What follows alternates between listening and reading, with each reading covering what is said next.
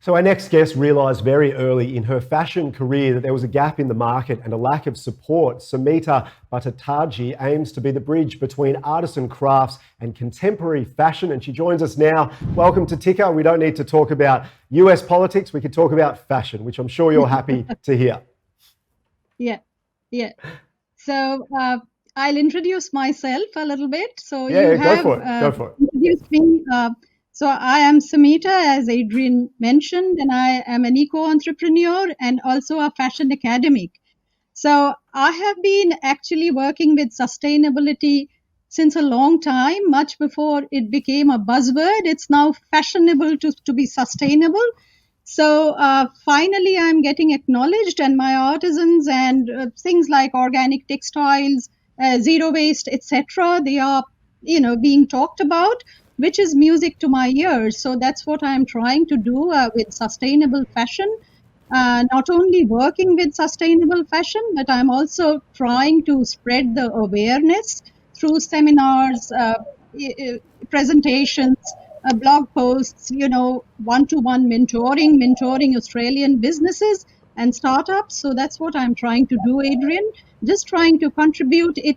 We need to do a lot, but if all of us,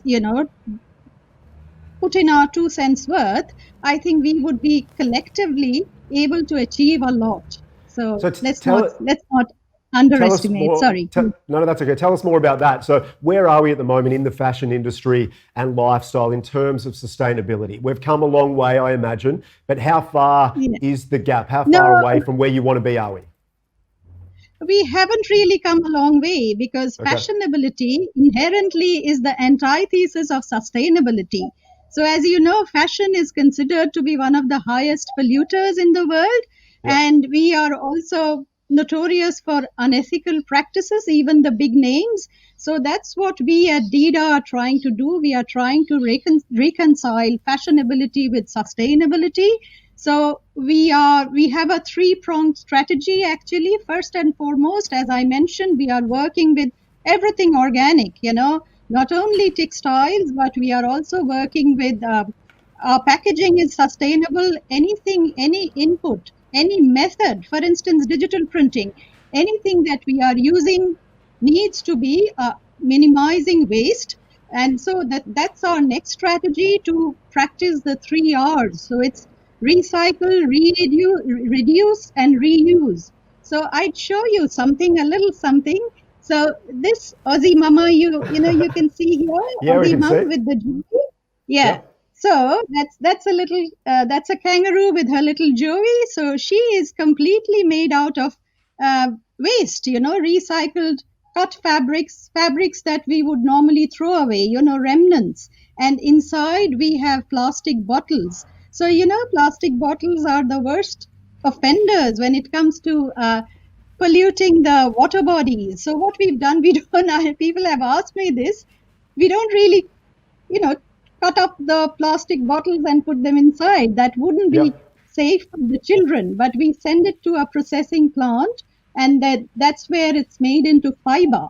So, and that's what we use for stuffing. So we are recycling all of that.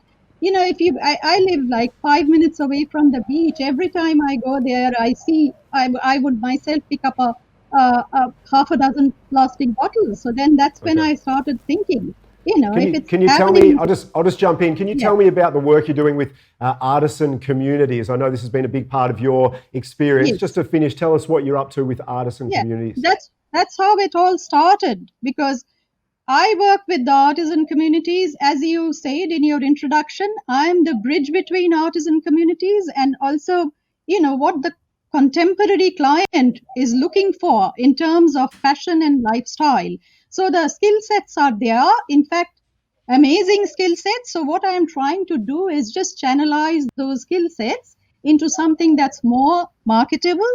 And Mhm. that's how we ensure the survival and also the empowerment of these artisan communities. Otherwise, if I can give it to you in writing. If people like you and me do not support artisan crafts, they would not be there for future generations to see, to use, and to learn from.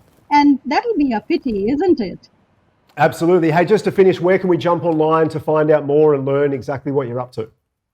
Yeah, so I have a website, an e-commerce site, which is dida.com.au. I also have a YouTube channel called Learn with Sumita. So this is absolutely free to subscribe. So if you want to learn about sustainable fashion, what are the practices, what are the certifications, if you are starting up, if you want to connect with me, we also help Australian businesses manufacture sustainable products, and I'm happy to hold your hand and do a bit of mentoring. I mentor Australian startups, especially around this time of the year with COVID, etc. So I am mentoring a couple of Australian businesses. I'm also, as I said, I have long years of experience in teaching. So if you want to connect with me, jump on to Learn with Samita or dida.com.au and just send me a message that Samita, can we have a little chat, and I'll be there for you. Thank you so much, So, Sumita. Thanks so much for my all that pleasure. great information and all the best. We'll talk again soon, okay? Thank you very much, Adrian. Thank